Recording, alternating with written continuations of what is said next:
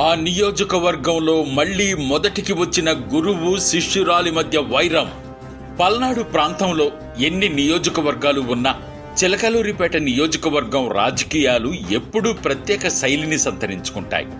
ముఖ్యంగా గత దశాబ్దానికి పైగా కాలంగా ఇక్కడ టీడీపీ వైసీపీ మధ్య బేభత్సమైన వైరం కొనసాగుతోంది.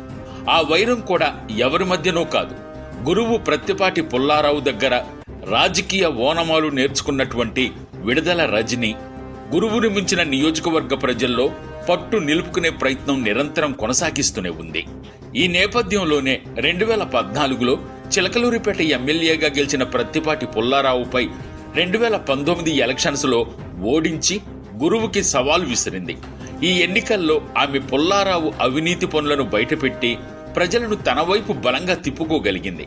ఈ కారణంగా ఆమె పనితీరును గ్రహించిన మాజీ ముఖ్యమంత్రి వైఎస్ జగన్ పునర్వ్యవస్థీకరణలో భాగంగా కేబినెట్లో వైద్య విద్యాశాఖ మంత్రిగా బాధ్యతలు అప్పజెప్పారు. కాగా అతి చిన్న వయసులోనే మహిళా మంత్రిగా మరియు నియోజకవర్గ ప్రజల్లో పేరు పొందింది విడుదల రజని.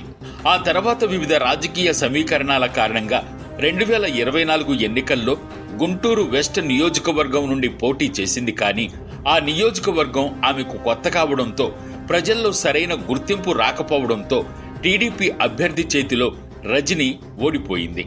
మరోవైపు చిలకలూరిపేటలో ప్రత్తిపాటి పుల్లారావుకి సరైన పోటీ లేకపోవడంతో 4వసారి పోయిన ఏడాది సార్వత్రిక ఎన్నికల్లో ఎమ్మెల్యేగా గెలుపొందారు.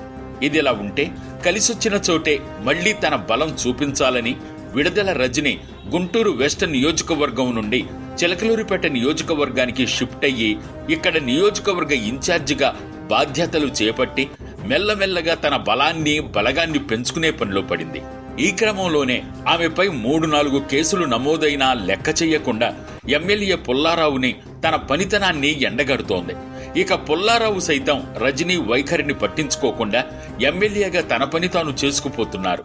ఎలాగో ఎన్నికలు ఇప్పట్లో లేని కారణంగా కొంత లైట్ తీసుకున్న రజనీ మాత్రం ఏమాత్రం నిర్లక్ష్యం చేయకుండా వచ్చే ఎన్నికలలోపు తన కేడర్ని పెంచుకుని మరోసారి చిలకలూరిపేట నియోజకవర్గానికి ఎమ్మెల్యే అవ్వాలని గట్టిగా ప్రయత్నిస్తోందని స్థానిక వైసీపీ నేతలు చర్చించుకుంటున్నారు. మొత్తంగా గురు శిష్యురాల మధ్య రాజకీయం వాడి వేడిగా నడుస్తోందని రాజకీయ విశ్లేషకుల అంచనా.